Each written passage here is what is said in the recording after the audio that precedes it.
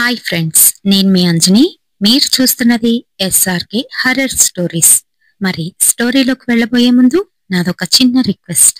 For best realistic horror and thrilling experience కోసం తప్పకుండా headset అయితే పెట్టుకోండి. అండ్ మీ హర్రర్ స్టోరీస్ నాతో షేర్ చేసుకోవాలి, మన ఛానల్లో వినాలి అనుకుంటే నా ఇన్స్టాగ్రామ్ ఐడిని డిస్క్రిప్షన్లోనైతే ఇస్తున్నాను. అక్కడికి వచ్చి మీ స్టోరీని నాతో షేర్ చేసుకోవచ్చు.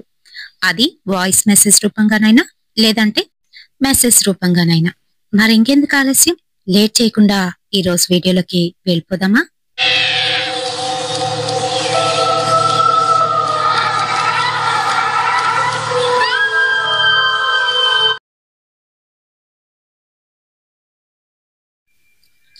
అది రాత్రి సమయం. అప్పటికే చాలా తాగేసి అక్కడే కూర్చొని ఉన్నాడు వెంకటేష్ అలియాస్ వెంకీ. మరి తన్ని ఊర్లోనందరూ కూడాను వెంకటేష్ అని కాకుండా వెంకీ వెంకీ అని సరదాగా అయితే పిలుస్తారు.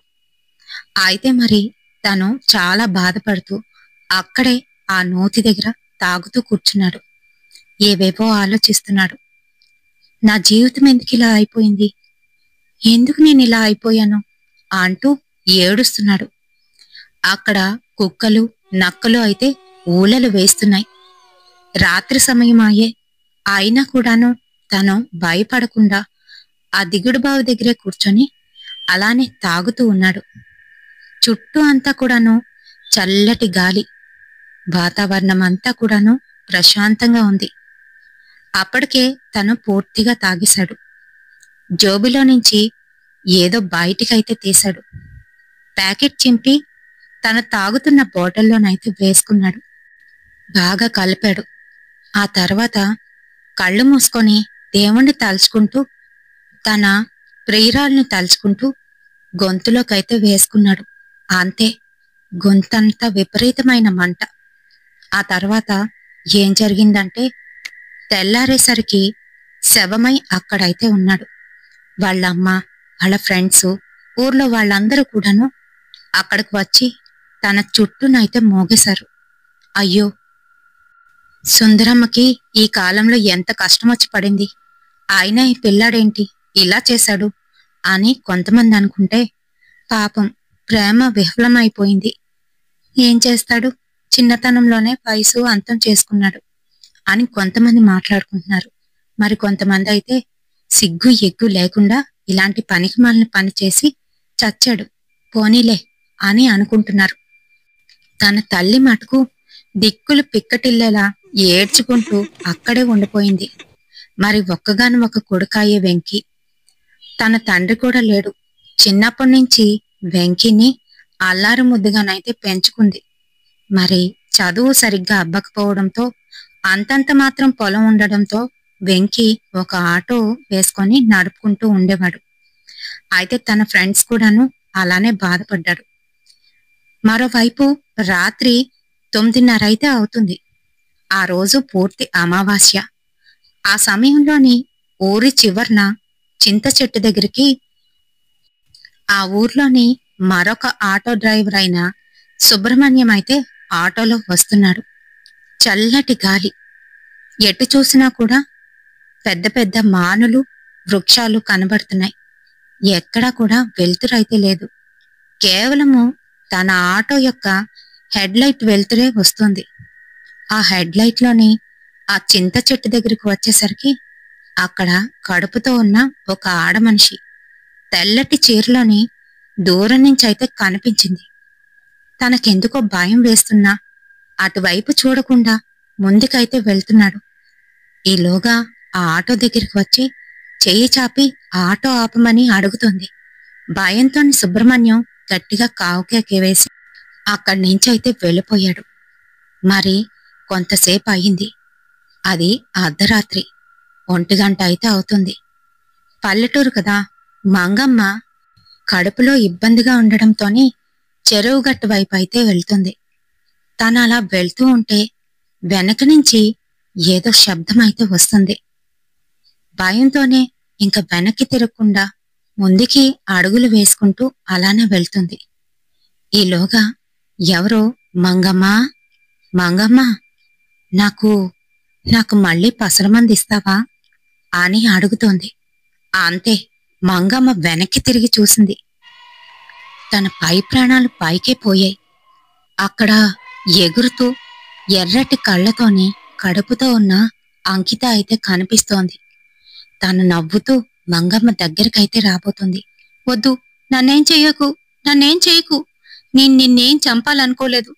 మీ అమ్మ నాన్నే నన్నొచ్చి అడిగితే నేనలా నీకు పసరిచ్చాను.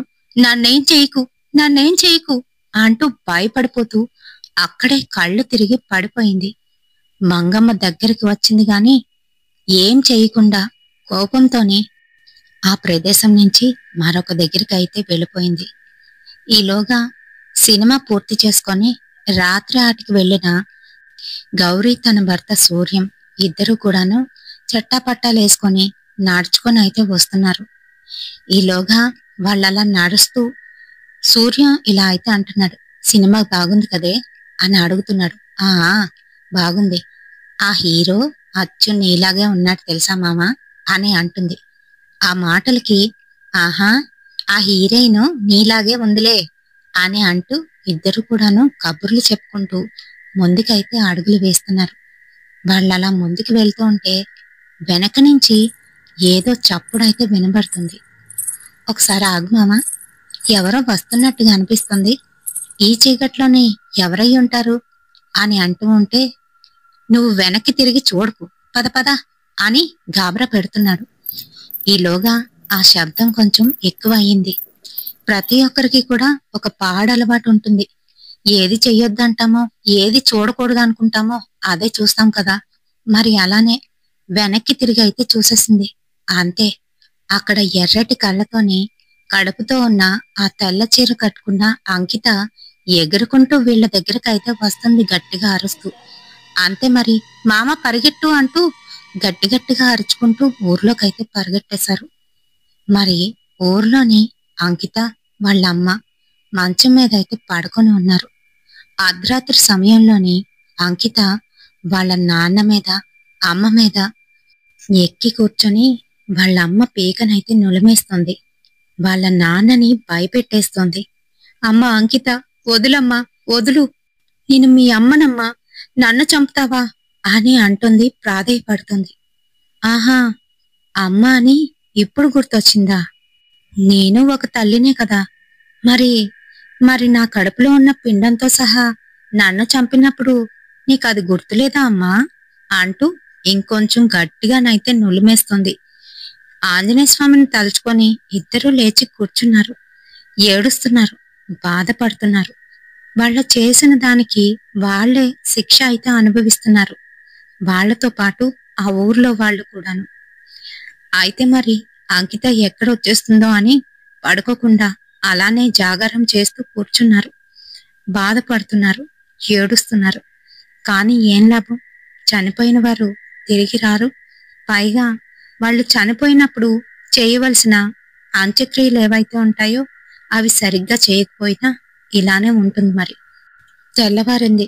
మర్నాడు యథావిధిగా వారి పొలం పనులకైతే వెళ్ళిపోయారు.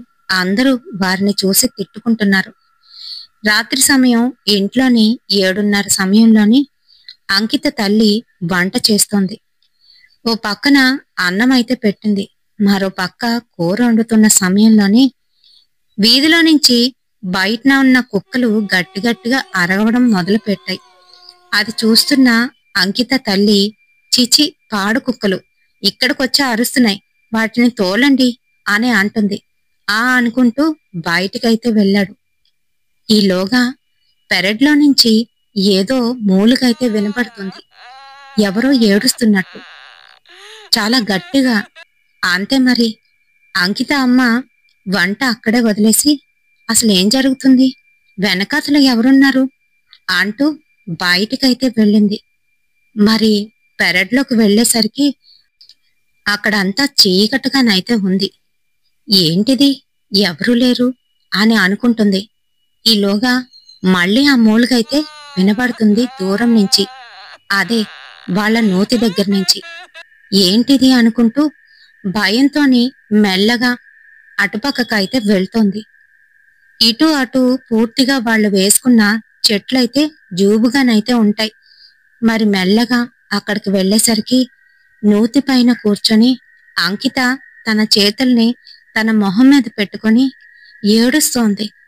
అమ్మా, నన్ను చంపేశావు కదా, నా బిడ్డని కూడా చంపేశావు కదా అంటూ ఏడుస్తుంది. మరికొంతసేపు మిమ్మల్ని బతకనివ్వను, మిమ్మల్ని కూడా చంపేస్తాను అంటూ కోపంగానైతే మాట్లాడుతుంది.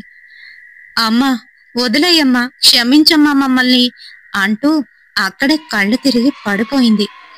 గట్టిగా అరిచి కళ్ళు తిరిగి పడిపోవడంతోనే దూరంగా ఉన్న తన భర్తకైతే వినిపించింది. ఎక్కడున్నావే అంటూ లోపల నుంచి పెరడ్లోకైతే వచ్చాడు. అక్కడ ఎవ్వరూ కనిపించలేదు. అదేంటి, ఇంట్లో ఉండవలసిన శారద ఎక్కడికి వెళ్ళిపోయింది అనుకుంటూ పెరడ్లోకి వచ్చి చూశాడు. అంతే, ఆ నూతి దగ్గర కళ్ళు తిరిగి తన భార్య పడిపోయింది. అయ్యో శారద అంటూ పరిగెట్టుకుంటూనైతే వచ్చాడు. తన భార్యనైతే లేపుతున్నాడు. లెగవే, లే అంటూ కళ్ళు తెరిచి చూసేసరికి ఎదురుగా తన భర్త. ఏమండి, ఏమండి, అది మనల్ని బతకనివ్వదు. ఇక్కడుంటే మనం చావడం ఖాయం. ప్రతిరోజు ప్రతి పూట దినదిన గండంగా గడుపుతున్నాం. ఇక్కడి నుంచి వెళ్ళిపోదామండి అని ఏడుస్తూ చెప్తుంది. సరే సరే అంటూ అన్ని సన్నాహాలు అయితే చేసుకుంటున్నారు. ఎవరికి చెప్పకూడదు అని అనుకున్నారు. ఎందుకనంటే ఆ ఊర్లో వాళ్ళందరూ అప్పటికే వాళ్ళని నానా మాటలు అంటున్నారు. అంతేకాదు, కూతురికి అంత్యక్రియలు సరిగ్గా చేయలేదు. ఆ దిక్కుమాలిన వాళ్ళ వల్లనే మన ఊరికి ఇలాంటి దుస్థితి పట్టింది అని. అందుకనే మరి మర్నాడే వాళ్ళు ఆ ఊరు నుంచి ఎక్కువ సామాన్ కాకుండా ఆ ఇంటిని అలానే వదిలేసి తాళం వేసుకొని వాళ్ళ అబ్బాయి ఇంటికి అయితే వెళ్ళిపోతున్నారు. మరి కొడుకుని బాగా చదివించుకున్నారు. తను ఒక మంచి ఉద్యోగం అయితే చేస్తున్నాడు. ఊర్లోనైతే ఉంటాడు. తనకి పెళ్ళైపోయింది. కూతురుతో పాటు వీళ్ళిద్దరూ వాళ్ళ భూముల్ని కౌలుకిచ్చుకొని అక్కడే ఉంటూ పొలం పనులు చేసుకుని కూతుర్ని కూడాను చదువు అయిపోయింది కాబట్టి కూతురికి పెళ్లి చేసి తమ బాధ్యతని నెరవేర్తిద్దామని అనుకున్నారు. మరి అలానే సంబంధాలు కూడా చూశారు. అయితే మరి అప్పటికే 10th అయిపోయి 2 సంవత్సరాలు అయితే అవుతుంది అంకిత్కి. ఇంట్లో ఉంచి ఇంట్లో పనులు, పొలం పనులు అన్నీ కూడాను వాళ్ళ అమ్మే దగ్గరుండి నేర్పిస్తూ ఉండేది. ఆ ఊరి వాళ్ళు వీళ్ళిద్దరూ వెళ్ళిపోవడం అయితే చూడలేదు. వాళ్ళింటికి తాళం పడిపోయింది. అయితే మరి కొన్ని రోజుల తర్వాత చంద్రిక ఇంకా రాము ఇద్దరు కూడాను ఎవ్వరికీ తెలియకుండా ఊరి చివరి నుండే ఆ మామిడి చెట్టు దగ్గరకైతే వచ్చి కూర్చున్నారు. ఇదేంటే ఇలాంటి చోటుకు తీసుకొచ్చావు అని అంటూ ఉంటే, ఇక్కడికైతే ఎవ్వరూ రారు. నీతోని ఏకాంతంగా ఉందామంటే ఎక్కడా? అమ్మేమో ప్రతిసారి ఏదో ఒక పని అప్పచెప్తుంది, నువ్వేమో దొరకనే దొరకవు అని అంటుంటే, ఆహా, అందుకనేనా ఇక్కడికి తీసుకొచ్చావు, ముందే చెప్పాలి కదా అంటూ తన మీదకైతే వస్తున్నాడు. ఏయ్, కాసేపు కూర్చొని మాట్లాడుకొని వెళ్ళిపోదాం, ఇలాంటివేం వద్దు అని అంటుంది. ఆడవారి మాటలకు అర్థాలే వేర్లే అంటూ దగ్గరకైతే వస్తున్నాడు. ఇంక వాళ్ళిద్దరూ అలానే మాట్లాడుకుంటున్నారు. ఏవేవో ఊసులాడుకుంటూ నవ్వుకుంటున్నారు. ఇంకెప్పుడు? మీ నాన్నేమో అండు ఆ అండు, మా అమ్మ ఎప్పుడో నీకు పెళ్లికి గ్రీన్ సిగ్నల్ అయితే ఇచ్చేసింది, నువ్వే చేసుకోవట్లేదు అని అంటూ ఉంటే, దాందేముంది మరదలా, మనం తలుచుకుంటే ఇప్పుడే పెళ్లి అయిపోతుంది, ఏంటి తాళి కట్టేయమంటావా అని అడుగుతున్నాడు. ఇలానే అంటావులే అని అంటూ ఉండగా వెనక నుంచి ఎవరో పిలుస్తున్నట్టు మెల్లగా చంద్రిక, చంద్రిక అంటున్నట్టు వినిపించింది. ఒక్కసారిగా తుల్లిపడి వెనక్కి తిరిగి చూసింది. చల్లటి గాలి తన మొహాన్నొచ్చి తాకింది. తనకేమీ అర్థం కాలేదు. మళ్ళీ తన బావ ఏమైంది వెనక్కి తిరిగి చూస్తున్నావు అని అంటూ ఉంటే, ఏం లేదు, చెప్పు అని అంటుంది. అదే, ఇప్పుడే కట్టేయమంటావా తాళి అని అంటున్నాడు. ఈలోగా మళ్ళీ పైనుంచి ఎవరో తన్నే చూస్తున్నట్టుగానైతే అనిపిస్తోంది. భయంతోని ఒక్కసారిగా పైకైతే చూసింది. అంతే మరి, వెనకాతల వాళ్లనే చూస్తూ చెట్టుకి గబ్బిలంలా వేలాడుతూ ఒక ఆడమనిషి కడుపుతో ఉంది. తెల్లటి చీరలోని కళ్ళు రెండు కూడా ఎర్రగా మెరుస్తూ కనిపించేసరికి గట్టిగానైతే అరిచేసింది చంద్రిక. ఏమైంది చంద్రిక అనేసరికి పరిగెత్తు బావా అంటూ పైకైతే లేచారు. అంతే, రాము కూడా తన్నైతే చూశాడు. అమ్మో అంటూ ఇద్దరూ పరిగెడుతూ ఉంటే చంద్రిక అయితే పాపం ముందుకి పడిపోయింది రాయి తన్నుకొని. అంతే, తన కాలికి గాయమైంది, రక్తం వస్తుంది. అయినా కూడా చంద్రికని గట్టిగా పట్టుకొని ఎత్తుకొని అక్కడి నుంచైతే పరిగెత్తేశాడు రాము. అంతే, ఆ దెయ్యం వచ్చి ఆ రాయి మీద పడ్డ చంద్రిక రుధిరాన్ని ఆస్వాదించింది. అంతే, చంద్రిక కళ్ళు తిరిగిపోయింది. తన్ను అలానే ఎత్తుకొని ముందుకైతే పరిగెట్టేశాడు. ఇంటికి తీసుకువెళ్ళాడు. అత్తమ్మ అత్తమ్మ తలుపు తీ అని అంటున్నాడు. ఏమైందిరా అంత గట్టిగా అరుస్తున్నావు? ఉండు అంటూ తలుపు అయితే తీసింది. అయ్యయ్యో, దీనికి ఏమైంది? అయ్యో, కాలికి గాయం. ఏమైందిరా? ఎక్కడికి వెళ్లారు? అయినా మీకు ఎన్నిసార్లు చెప్పాలి, పెళ్ళవకుండా బయట ఎందుకు తిరుగుతున్నారు అని గట్టిగానైతే గసురుతోంది. అయ్యో అత్తమ్మ, ముందు లోపలికి తీసుకెళ్ళి అంటూ లోపలికి తీసుకువచ్చి పట్టె మంచం మీద అయితే పడుకోబెట్టాడు. ముందు కాలికి గాయమైంది, పసుపు ఏదైనా రాయి అంటూ చంద్రిక చంద్రిక అంటూ మొహం మీద నీళ్లు చల్లి లేపడానికైతే ప్రయత్నిస్తున్నాడు. తన మటుకు పూర్తిగాను స్పృహ కోల్పోయింది. బాగా ఒళ్ళంతా వేడెక్కిపోయింది. అయ్యో నా తల్లి, ఏమైంది దీనికి? ఒళ్ళంతా వేడెక్కిపోయిందిరా, జ్వరం వచ్చినట్టుంది అని అంటూ ఉంటే అవునత్తమ్మా ఉండు అంటూ వేడినీళ్లు తీసుకువచ్చి అక్కడైతే పెట్టాడు. రాత్రంతా వారిద్దరూ కూడాను చంద్రికకి సేవలైతే చేస్తున్నారు. ఈలోగా వెనకింట్లో ఉన్న వాళ్ళ నాన్న గట్టిగానైతే కేకేశాడు. రే రాము, ఇంకింటికి రారా? ఎంతసేపు దానింట్లోనే పడి ఏడుస్తున్నావు ఏంటి అని అరుస్తున్నాడు. నాన్న వస్తాన్లే, చంద్రికకి బాగోలేదు, జ్వరంగా ఉంది అని చెప్తున్నాడు. అవునా, ఏమైందిరా అనుకుంటూ దగ్గరకైతే వచ్చాడు. ఏమో నాన్న, మేము మేము ఆ మామిడి తోపుల దగ్గరికి అయితే వెళ్ళాము అనేసరికి ఏంటి అక్కడికెందుకురా వెళ్ళారు అని అంటూ ఉంటే అదేమో మరి చంద్రికనే వెళ్దామంది అని అంటున్నాడు. అది వెళ్దామంటే దానికి తెలీదు, వాళ్ళు నిన్నగాక మొన్న ఈ ఊరికొచ్చారు. నీకు తెలుసు కదా మన ఊరు సంగతి. అయినా అక్కడ అది తిరుగుతుందని తెలుసు కదా, ఎందుకురా తీసుకువెళ్ళావు? సరే సరే, రేపు పొద్దున్నే మన ఊరి ఆ సాధువు ఉన్నారు కదా, ఆయన దగ్గరికి తీసుకువెళ్ళు. ఆయన ఏదైనా మంత్రం వేస్తాడు, లేదా తాయెత్తైనా కడతాడు. సరేనా? పిల్లని ఎలా వదిలేకమ్మా, పిల్లకి ఏమైనా అయిందంటే మావాడు బతుకుడు, వాడికి అసలుకి ఇదంటే ప్రాణం అని అంటున్నాడు. సరేనని మర్నాడు తెల్లవారుజామునే అతని దగ్గరికి అయితే తీసుకువెళ్ళాడు.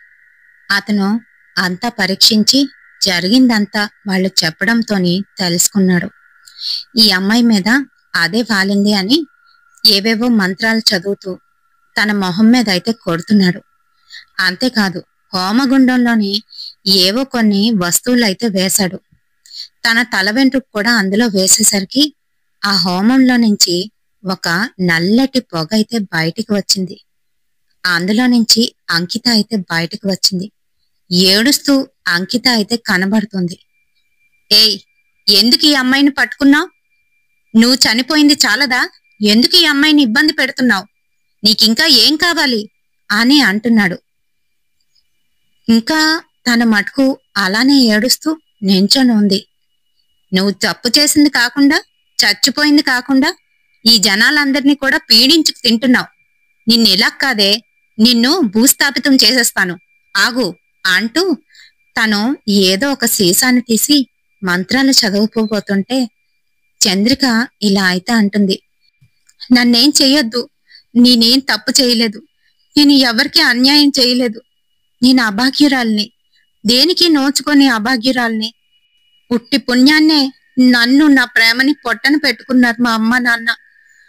కన్న తల్లి తండ్రి అయ్యుండి నన్ను అర్థం చేసుకోలేకపోయారు.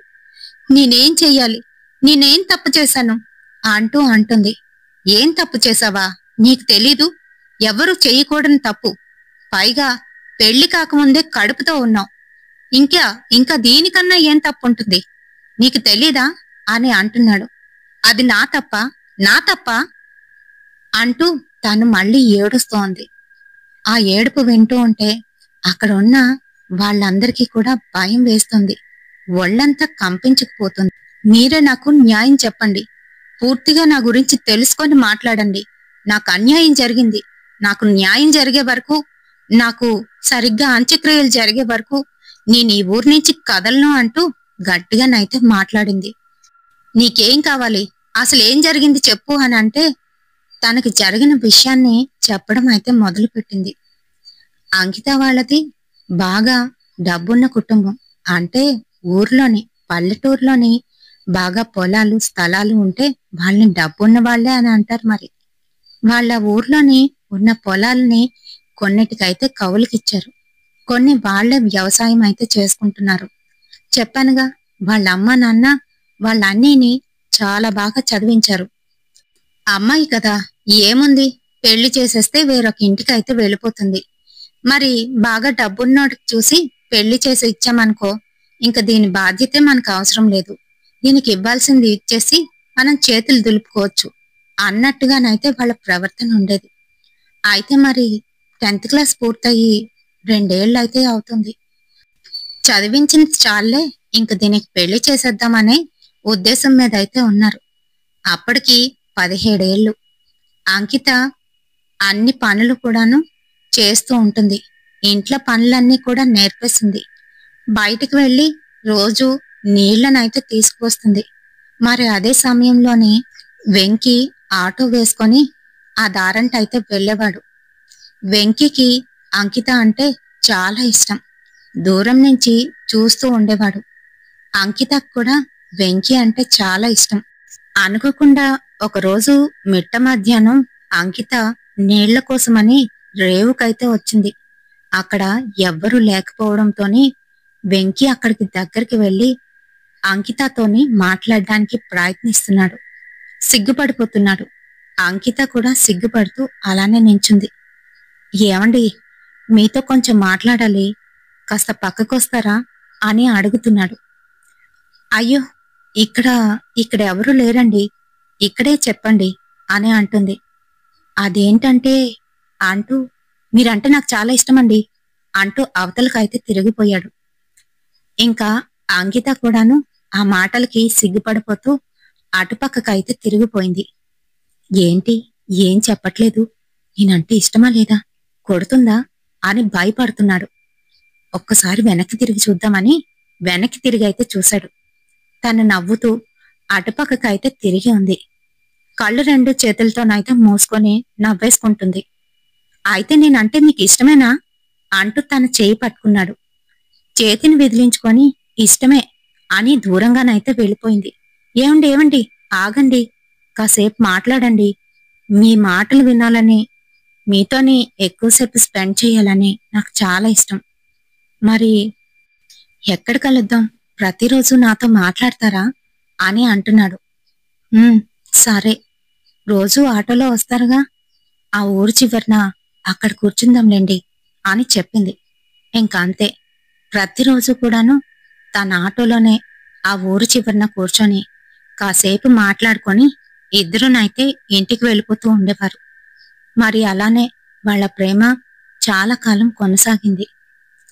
అనుకోకుండా ఒకరోజు వారిద్దరిని ఆ మంత్రసాని మంగమ్మ అయితే చూసేసింది. అది చూసిన తర్వాత మరి ఊర్లో వాళ్ళకి మెల్లగా ఈ విషయం అయితే తెలుస్తుంది. కాని అంకిత ఇంట్లో మటుకు ఇంకా తెలియలేదు. వాళ్ళిద్దరూ కూడాను ప్రతిరోజు దగ్గరైపోతున్నారు. ఎంతగా అంటే ఒకరిని విడిచి మరొకరైతే ఉండలేకపోయేవారు. ప్రతిరోజు కూడాను తన దగ్గరే ఉండేవాడు. ఒకరోజు వాళ్ళమ్మ ఇంట్లో లేదని మా ఇంటికొస్తావా అని పిలిచాడు. ఆ రోజు వాళ్ళిద్దరూ ఆనుకోకుండా దగ్గరైపోయారు. ఇంకప్పటి నుంచి వెంకీ ఎప్పుడు నన్ను పెళ్లి చేసుకుంటా అని ఆడపిల్లలు అడిగినట్టు ప్రతిరోజు కూడాను అంకితనైతే అడిగేవాడు. మా ఇంటికొచ్చి అడుగు, అంతేగాని నన్ను అడిగితే నేనేం చెప్తాను అంటూ నవ్వుతూ అనేది అంకిత. అలా కాదే, నువ్వంటే నాకు చాలా ఇష్టం. పైగా మనకి అన్నీ అయిపోయాయి కూడాను. పెళ్ళొక్కటే బాకీ. పెళ్లి చేసుకుంటే ఇంక ఎప్పుడు నీతోనే ఉండొచ్చు. మీ నాన్నని చూస్తేనే నాకు భయం వేస్తుంది. అందుకే ఇంటికొచ్చి అడగడానికి భయపడుతున్నాను.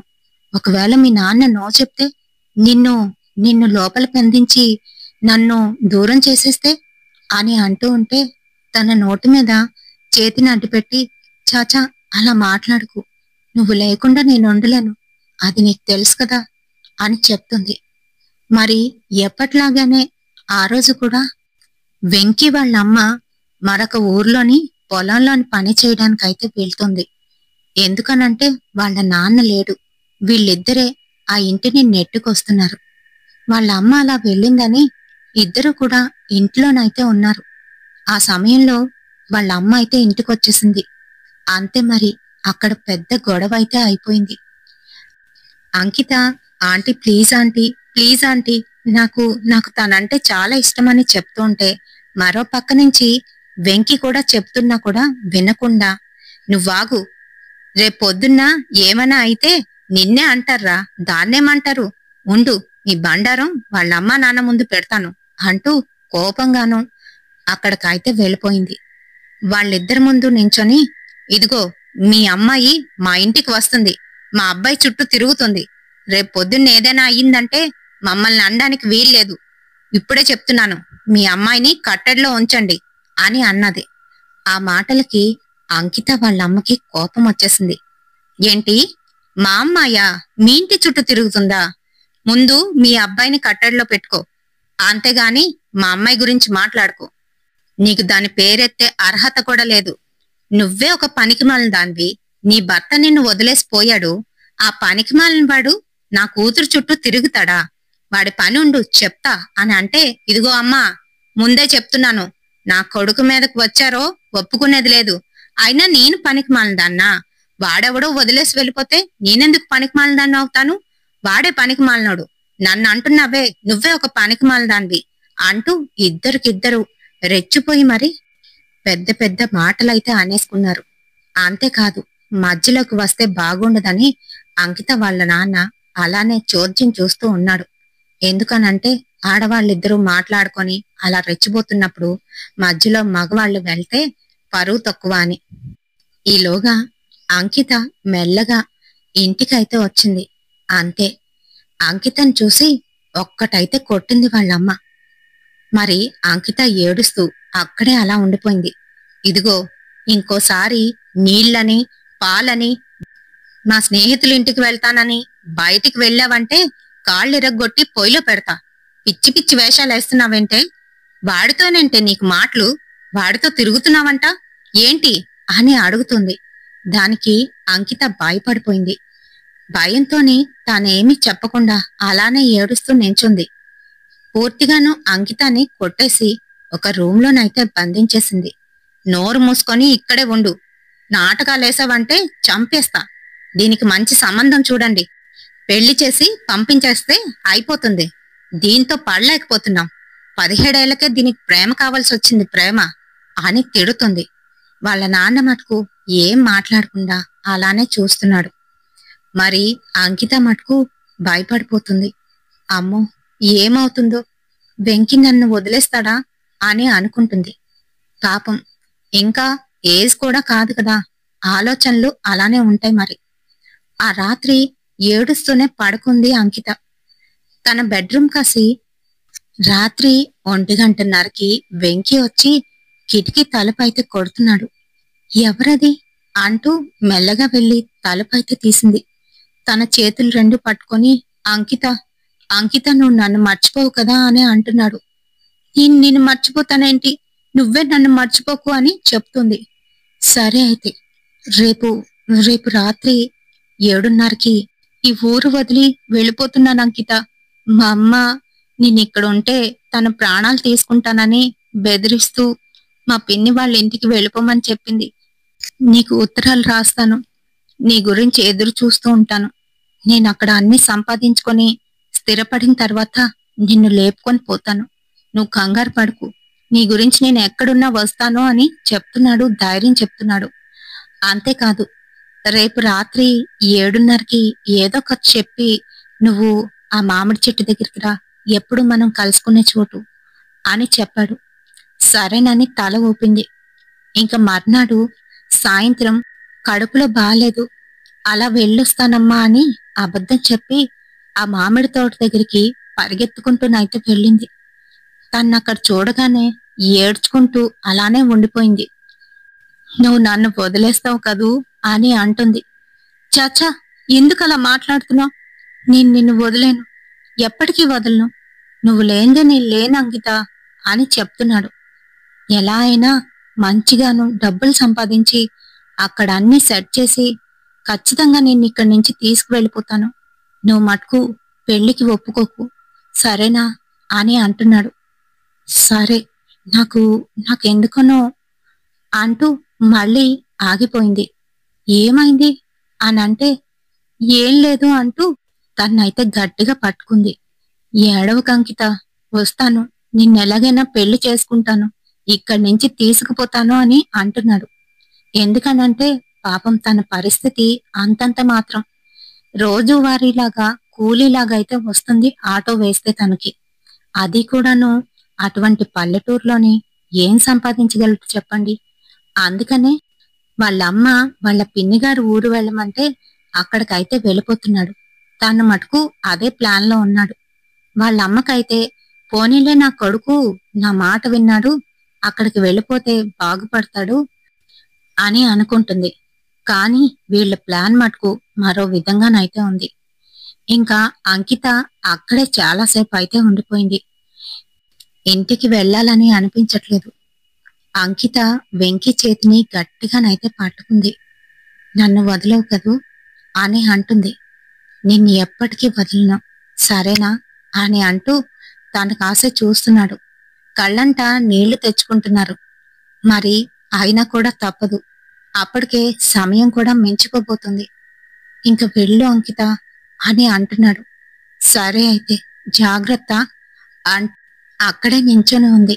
ఇంకా ఆటో స్టార్ట్ చేసి ఇంటికి వెళ్ళిపో అంకిత అని అంటున్నాడు.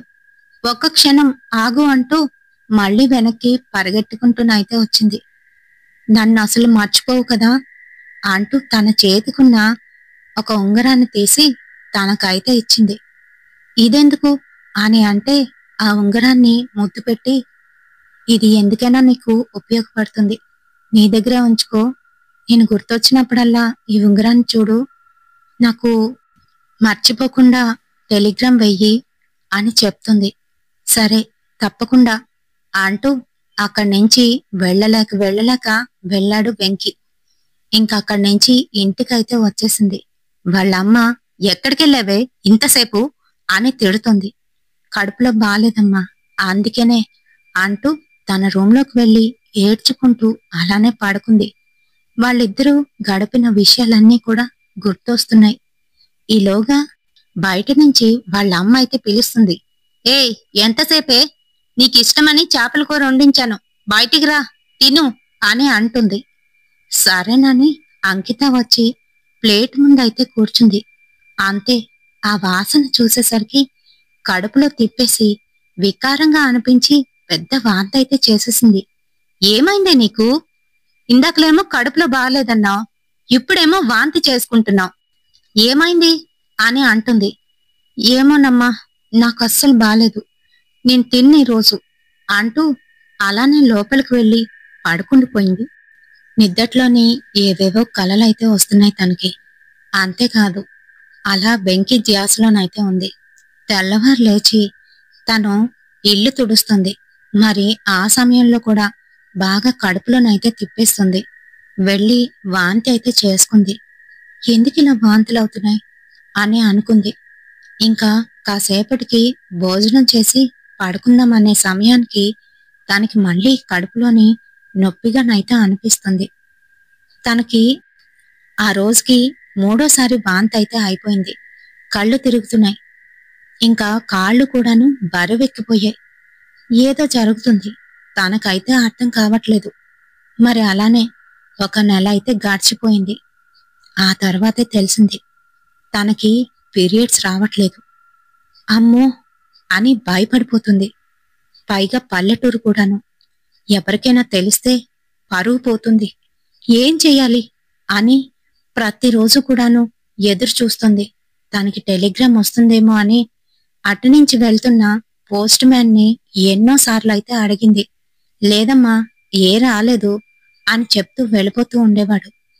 అయితే ఆ ఉత్తరాలన్నీ వాళ్ళమ్మ తీసుకుంటూ ఉండేది. వాళ్ళమ్మ వాటిని కాల్ చేస్తూ ఉండేది. వాళ్ళమ్మకి ఈ విషయాలన్నీ తెలుసు. అయితే మరి తన కూతురు కడుపుతో ఉన్న విషయం మటుకు అప్పటికి ఇంకా తెలియదు. 3 నెలలు గడిచిపోయాయి. 4వ నెల. అప్పటికి కూడాను వాళ్ళమ్మకి అబద్ధం చెప్పి తను పక్కనైతే కూర్చుంటుంది. ప్రతి నెల కూడా అయ్యానని అబద్ధం చెప్తుంది. అలానే 4 నెలలు గడిచిపోయాయి. మెల్లగా కడుపు ముందుకైతే కనిపిస్తోంది. ఇంకంతే. వాళ్ళమ్మకి ఏదో అనుమానం అయితే కలిగింది. ఆ నెల గమనిస్తూనే ఉంది. అంతే మరి తను అవ్వకుండానే అయ్యానని అబద్ధమైతే చెప్పి ఓ మూలనైతే కూర్చుంది. ఇంకా అంతే. పొయ్యిలోనున్న మండే కట్టెను తీసుకువచ్చి కాలు మీదైతే పెట్టేసింది. అంతే మరి. అమ్మా అంటూ గట్టిగా ఏడుస్తూ లేచి కూర్చొని ఏడుస్తోంది. ఏమ్మా, ఎందుకిలా చేసావు? నేనేం తప్పు చేశాను అని అంటూ ఉంటే ఇష్టం వచ్చినట్టుగా కొట్టేస్తుంది. ఓ పక్కనైతే తోసేసింది. ఈ పిల్ల ఈ పిల్ల నా పరువు తీసింది. ఊర్లో వాళ్ళకి ఎవరికైనా తెలిసిందా అంతే సంగతులు అంటూ వాళ్ళ అమ్మకైతే చెప్తుంది. ఏమైందే, ఇంతకీ ఏమైంది అని అడుగుతుంది. ఏమైందో దాన్ని అడుగు, పనికి మాలిందాయి. మనకి కళ్ళు కప్పి ఇది ఎలాంటి పని చేసిందో అడుగు అని అంటుంది. ఏమైందే అని వాళ్ళ అమ్మమ్మ అయితే అడుగుతుంది. ఏడ్చుకొని అలాగే నొప్పితోనైతే కూర్చుంది. ఏమైంది చెప్పు అంటూ గట్టిగానైతే అడిగింది. ఎన్నో నెల అని అడుగుతుంది వాళ్ళమ్మ. అంతే మరి. హా, నెల అంటూ నోరు మూసుకొని విచిత్రంగా వింతగానైతే చూస్తుంది వాళ్ళ అమ్మమ్మ. అవును, మనకి చెప్పకుండా వాడితో తిరిగింది ఇది. అందుకనే వాడి టెలిగ్రాముల కోసం, వాడి కోసం అలా ఎదురు చూస్తూ ఉంది అని అంటుంది. ఆ మాటలకి అంకిత అయితే షాక్ అయిపోయింది. అమ్మకి ఇవన్నీ ఎలా తెలుసు అని అనుకుంటుంది. అప్పుడే అర్థం చేసుకుంది. అయితే అమ్మ టెలిగ్రామ్స్ అన్ని తీసేసుకుంటుందన్నమాట అని. అంతేకాదు, ఒక మంత్రసాన్ని, అదే మంగమ్మని తీసుకువచ్చి ఎలాగైనా కడుపు పోయేటట్టు చెయ్యి అని అంది. మంగమ్మ తనకి పరీక్ష చేసి, అమ్మా ఇది 5వ నెలమ్మా, చూడు కడుపు కూడా ఎత్తుగానైతే ఉంది. ఈ సమయంలో ఏదైనా చేస్తే పిల్లకి తల్లికి కూడాను ప్రమాదమే. పైగా ఊర్లో వాళ్ళకి కూడా తెలిసిపోతుందేమో అని అంటే గట్టి గట్టిగా మాట్లాడుతూ, ఊర్లో వాళ్ళకి తెలిసిపోతుందనే నీకిలా చెయ్యమంటున్నాను. ఏం కాదులే, చెయ్యి, ఏం పర్వాలేదు, నొప్పిని తట్టుకోగలలే అని అంటుంది కోపంగా. ఇంక తను, వద్దు మంగమ్మ, నేనిది తాగను, నేను నేను నా కడుపుని ఉంచుకుంటాను మంగమ్మ, నాకు ఇది ఇవ్వద్దు అని అంటే తను తలనైతే గట్టిగా పట్టుకుంది. బుగ్గలు 2 కూడా వాయించేసింది. ఏంటి, ఏం మాట్లాడుతున్నావే? ఆ పనికిమాలిందాయి కొడుకు ఇద్దరు కలిసి నీకేం మాయ చేశారే?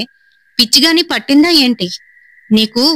డబ్బున్నోడికిచ్చి పెళ్లి చేద్దాం అనుకుంటుంటే, ఎన్నెన్నో కలలు కంటుంటే, నువ్వు మటుకు ఇలాంటి పనికిమాలిన పని చేసి మా పరువు తీస్తావా? ముందిది తాగు అంటూ బలవంతంగానైతే తాగించేసింది. అంతే. అది తాగిన 10 నిమిషాలకి కడుపులోని విపరీతంగా నొప్పి అయితే మొదలైపోయింది. పాపం కడుపులో ఉన్న ఆ శిశువు ఎక్కడి నుంచి తాను రావాలో అర్థం కాక ఆ నరక కూపంలో పడి గిలగిలా కొట్టుకుంటుంది. బయటనున్న తల్లి పరిస్థితి కూడా అంతే. ఊపిరి అందట్లేదు. కాళ్ళు చేతులు ఊపేస్తుంది. ఫిట్స్ వచ్చేసి అక్కడే బీపీ ఎక్కువయ్యి కళ్ళు తిరిగి పడిపోయింది. ఏమైంది ఏమైంది అనుకుంటూ వచ్చారు దగ్గరికి. కాని అప్పటికే కళ్ళు తేలేసేస్తుంది. నోట్లో నుంచి నురగలైతే వచ్చేస్తున్నాయి. కిందన రక్తస్రావం అయితే అవుతుంది. అలానే తీసుకువెళ్లి మంచం మీద అయితే పడుకోబెట్టారు. ఏదో విధంగా ఆ కడుపులో ఉన్న పిండాన్ని బయటికి తీద్దామని చూసింది మంగమ్మ. కాని లాభం లేకపోయింది. తల్లి బిడ్డ ఇద్దరూ అలానే సజీవంగా చనిపోయారు. అంతే మరి. అప్పుడు కన్నీరు కారుస్తూ అయ్యో ఎంత పని అయిపోయింది అని ఏడుస్తోంది. తన భర్తకి జరిగిన విషయం మొత్తం చెప్పింది. ఎంత పని చేశావే, పోతే పోయింది, వాడికిచ్చి పెళ్లి చేద్దాం, లేకపోతే ఎక్కడికో పంపించేద్దాం, ఇలా చేస్తావా అంటూ బాధపడిపోతున్నాడు. మొత్తానికి ఎలాగైతేనే ఆ ఊర్లో వాళ్ళకి తను కడుపుతో ఉందని తెలియకూడదు అనుకున్నారు. కాని మంగమ్మ ఊర్లో వాళ్ళందరికీ ఊదేసింది అప్పటికే. అయితే మరి ఊర్లో వాళ్ళు ఆ పిల్లకి చేయవలసిన అంత్యక్రియలైనా సరిగ్గా చేయండి అంటూ వాళ్ళని సూటిపోటి మాటలైతే ఆడడం మొదలు పెట్టారు. వాళ్ళకి అర్థమైపోయింది ఊర్లో వాళ్ళందరికీ కూడా విషయం తెలిసిందని. అయితే మరి పోవలసిన పరువు ఎలాగో పోయింది. కనీసం పిల్లకైనా అంత్యక్రియలు సరిగ్గా చేయండి అని అందరూ అంటూ ఉంటే ఆ మాటలకి శారదకైతే కోపం వచ్చేసింది. మా పిల్లకి ఏం చేసుకోవాలో మాకు తెలుసు, మీరు వెళ్ళండి అంటూ ఏదో తూతూ మంత్రంగానైతే జరిపించేసింది. మరి పాన్పు చేశారు తన్ని. ఎందుకనంటే కడుపుతో ఉంది కాబట్టి. అయితే మరి కొన్ని రోజులకే తన ఆత్మ అందర్నీ కూడాను భయపెట్టడం మొదలుపెట్టింది. మరి అలా ఇంట్లో వాళ్ళని కూడా భయపెట్టేసరికి ఆ ఇల్లు వదిలి వాళ్ళైతే వెళ్ళిపోయారు. వాళ్ళు వెళ్ళిన ఒక వారం రోజులకే ఆటోలోని ఎంతో సంతోషంతో తన అక్కడ ఒక ఇంటిని కావలసినవన్నీ కూడా ఏర్పాటు చేసుకొని అంకితాన్ని పెళ్లి చేసుకుందామని వెంకీ అయితే ఆటోలో వస్తున్నాడు. ఎంతో సంతోషంగానైతే ఉన్నాడు. తనకి ఊర్లో జరుగుతున్న విషయాలేమీ కూడా తెలియవు. ఎందుకనంటే అప్పట్లోని ఇప్పట్లాగా ఫోన్లైతే లేవు. మరి పాపం తను రాస్తున్న ఉత్తరాలన్నీ కూడాను అంకిత వాళ్ళ అమ్మ శారద అయితే చింపేస్తుందని కూడా తనకి తెలీదు. తన స్నేహితులనేమో కలవనివ్వకుండా వీళ్ళమ్మ అయితే చేసింది. మరి అలానే తనకి ఊర్లో విషయాలు అస్సలు తెలీదు. కనీసం అంకిత లెటర్ రాసి వెయ్యొచ్చు కదా అని మీకు డౌట్ వచ్చే ఉంటుంది కదా. పాపం తన పిన్నమ్మ ఇంటి అడ్రస్ తనకే తెలియదు అప్పటికి. మరి అడ్రస్ తో సహా అన్ని రాసి పంపించిన ఆ లెటర్స్ ఏమో వాళ్ళమ్మ చింపేసింది. మరి అలానే ఆ రోజు రాత్రి ఆటో మీద అయితే వస్తూ ఎన్నో కలలైతే కంటున్నాడు. అంకిత అంకిత ఇప్పుడు నా కోసమే ఆలోచిస్తూ ఉంటుందేమో అని అనుకుంటున్నాడు. కరెక్ట్ గాను వాళ్ళిద్దరూ ఎప్పుడు కలుసుకునే ఆ మామిడి చెట్టు, అదే శ్మశానం దగ్గరలో ఉన్న ఆ మామిడి చెట్టు దగ్గరకు అయితే వచ్చాడు. ఆ రోజు చిమ్మ చీకటిగానైతే ఉంది. ఆటో వెలుతురులోని ఆ మామిడి చెట్టు దగ్గర ఒకసారి ఆగి అంతా చూస్తున్నాడు. అలా చూస్తున్న సమయంలోనే అనుకోకుండా తన వెనకాతల నుంచి వచ్చి కళ్ళు ఎవరో మోసారు. చల్లగా చేతులు స్పర్శ అయితే తగిలింది. అంకిత, నువ్వేనా? ఈ సమయంలో నా కోసం వచ్చావా అంటూ తన చేతుల్ని తీసి అంకితానైతే చూశాడు. నిజంగా అక్కడ అంకితానే ఉంది. తన్ని గట్టిగా హక్ చేసుకుంది. వెంకీ, నన్ను ఎందుకు వదిలేసి వెళ్ళిపోయావు? నీతో పాటు తీసుకువెళ్ళిపోవలసింది కదా అని ఏడుస్తుంది. చా, ఎందుకు ఏడుస్తావు? ఇప్పుడు చూసావా, మనమే గెలిచాం. నువ్వు జాగ్రత్తగా ఉన్నావు కదూ. నేనక్కడ మన కోసం అన్ని ఏర్పాట్లు చేశాను.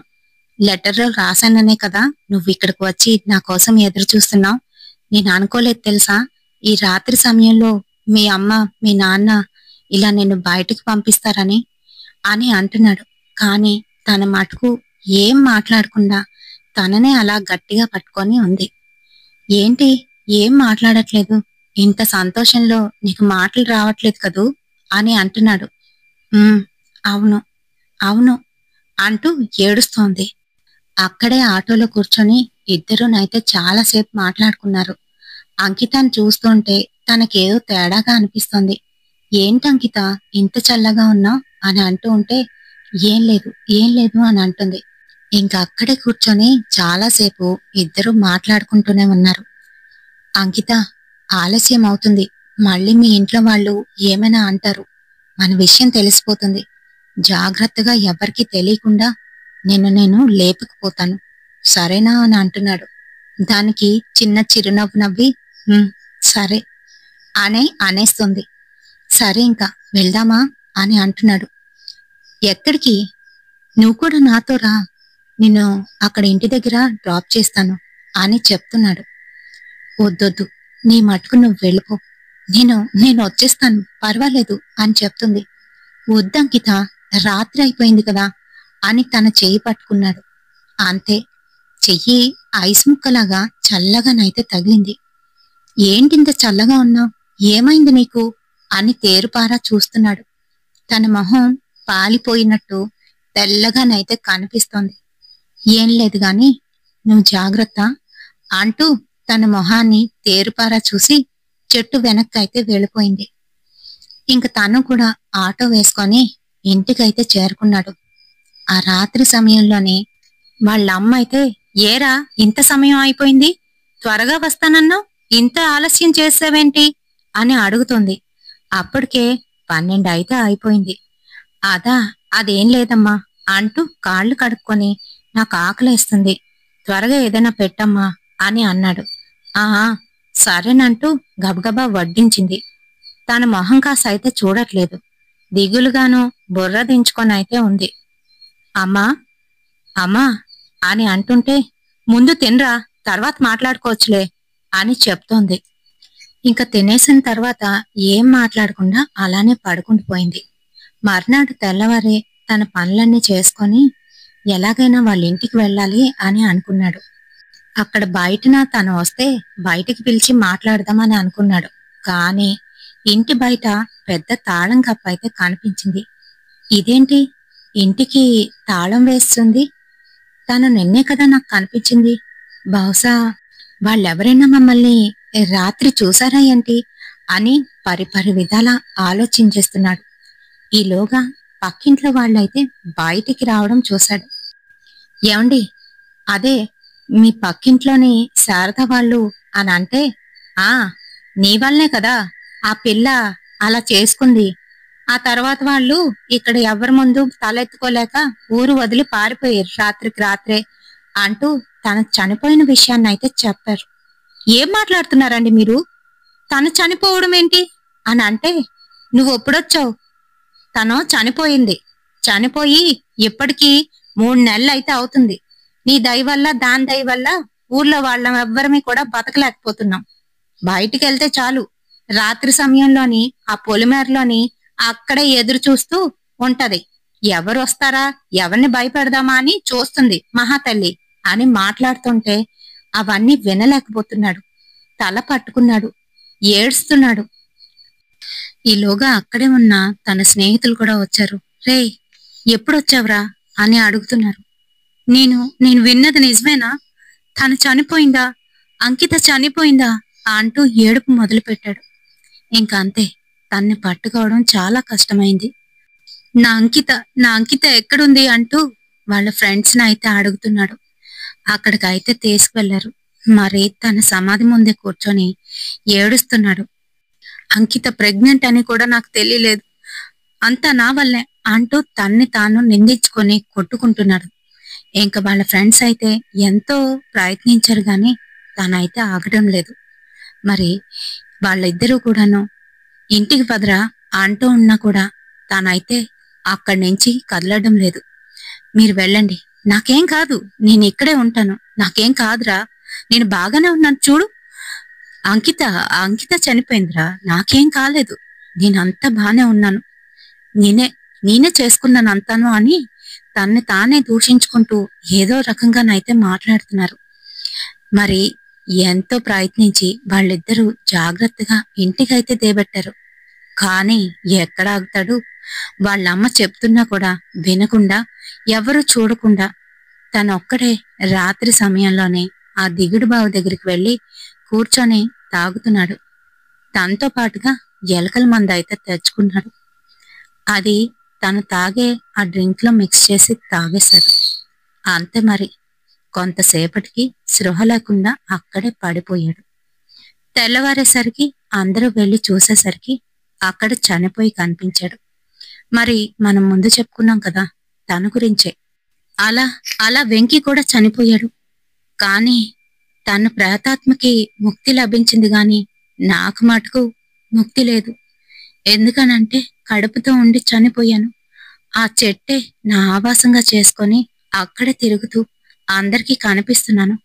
అదే సమయంలో వీళ్ళిద్దరూ కూడా మాలానే వచ్చి అక్కడే కూర్చొని మాట్లాడుతూ ఉంటే నాకెందుకనో నాకెందుకనో తన్ని చూస్తుంటే నేనే గుర్తుకు వచ్చాను. అందుకే తన్ని పట్టుకున్నాను అని చెప్తుంది. అంతేకాదు, ఊర్లో వాళ్ళందరూ కూడాను నేనొక్కదాన్నే తప్పు చేశాను అన్నట్టు మాట్లాడుతున్నారు. మా ప్రేమ గెలిచుంటే నేను కడుపుతో ఉంటే అందరూ ఎంతో చక్కగా చూసుకుందరు కదా. అవునులే, సొంత తల్లికే లేదు, ఇంకా పరాయోళ్ళకి ఏముంటుంది. అందుకనే అందుకనే అందరి మీద పగబట్టాను. పైగా నన్ను ఎవరైతే హింసించారో వాళ్ళనే పట్టుకుందామనుకున్నాను. కాని సాధ్యం కాలేదు అంటూ ఏడుస్తోంది. అలా అని చెప్పి అమాయకురాల్ని పట్టుకొని పీడిస్తావా అమ్మా? నీకు జరిగింది అన్యాయమే, అందరికీ కూడా చెప్తాం, సరేనా? ఇంకేం కావాలో చెప్పు, నీకు కావలసినవన్నీ కూడా చేస్తాము. కాని ఈ అమ్మాయిని విడిచిపెడతావా అని అడుగుతున్నాడు. ఖచ్చితంగా విడిచిపెడతాను. నా గురించి ఊర్లో వాళ్ళందరికీ కూడా తెలియాలి. అంతేకాదు, నాకు పిండ ప్రదానం సరిగ్గా చేయలేదు. ఆ పిండ ప్రదానం వీళ్ళ చేత పెట్టించండి అని చెప్పింది. సరేనంటూ ఒప్పుకున్నారు. ఇంకా నాకు కావలసినవి అంటూ సీమంతానికి ఏంటంటి కావాలో అవన్నీ కూడా కావాలి, నాకు చెయ్యండి అంటూ ఆ అమ్మాయికైతే చేయించమంది. అలాగే అలాగే తనకి తినాలనిపించేవన్నీ కూడాను, నాకు ఈ కోరికలున్నాయి, అవన్నీ నాకు తెచ్చి పెట్టండి అని అడిగింది. అప్పటికప్పుడు చేయించి తన ముందైతే పెట్టారు. ఇంకా అవన్నీ తిన్న తర్వాత సీమంతంలాగా చేతికి గాజులు, చీర అన్నీ కూడా చుట్టబెట్టారు. ఆ తర్వాత వారి చేతుల మీదుగా ఆ అమ్మాయికి చేయవలసిన మిగతా కార్యక్రమాలన్నీ కూడా కాశీలోనైతే చేశారు. మరి ఈ స్టోరీ చాలా పాతదేనండి. ఒక పల్లెటూరులోనైతే జరిగిందనమాట. మాకు తెలిసిన వాళ్ళు ఇది రివీల్ చేశారు, నాకు చెప్పమన్నారు. నాకైతే చాలా బాధ అనిపించింది.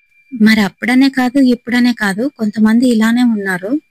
లవ్ మ్యారేజ్ అంటేనే ఇలా ఉంటారు. మరి ఏంటో మొత్తానికి అయితే అలా అయిపోయింది. అండ్ లాస్ట్ వీడియోకి మనకు వచ్చిన కామెంట్స్ ఎవరెవరి దగ్గర నుంచి ఎక్కడెక్కడి నుంచి వచ్చాయి అనేది చూసేద్దామా మరి. హలో, మర్చిపోకుండా లైక్ వేయండి. లైక్ ఎవరు వేయట్లేదు. అలాగే కొంచెం అదే చేత్తో హైప్ కూడా వేయండి. ఇప్పుడైతే పేర్లు వినేద్దాం. ఫస్ట్ కామెంట్ ఏమో మనకి గ్రీన్ హ్యాండ్ స్వాతి సిస్టర్ అయితే పెట్టారు. బాలి లక్ష్మి సిస్టర్ శివు అనే అకౌంట్ నుంచి హాయ్ బ్రదర్. ఇంకా వీరమణి సిస్టర్, మౌనిక, శ్రీరామ్ గారు, ఇంకా సంధ్య గారు, వసుధ సిస్టర్, ఇంకా బాసిన విజయ్ గారు, ఇందిరాస్ కిచెన్ నుంచి ఇందిరా గారు, బాలాజీ గారు, చిన్ను అనే అకౌంట్ నుంచి ఇంకా విజయ కృష్ణ రాణి సిస్టర్, వీరమణి సిస్టర్, అమలు గారు, ధనరాజ్ గారు, పి రవిశంకర్ గారు, స్వర్ణ నుంచి నాగేంద్ర గారు, ఇంకా రూబీ సిస్టర్, మురళీకృష్ణ గారు, రాజేశ్వరి గారు, దివ్యవాణి గారు. అంతేనండి. ఇంకా ఎవరినైనా మిస్ చేసినట్లు అనిపిస్తే తప్పకుండా నాకు కామెంట్ సెక్షన్ లోనైతే కమెంట్ చేయండి. రేపటి వీడియోలోని వాళ్ళ పేర్లు అయితే తీస్తాను. ఓకేనా? రేపటి సరికొత్త హారర్ ఇన్సిడెంట్ తోని మళ్ళీ మీ ముందుకైతే వచ్చేస్తాను. Until then bye.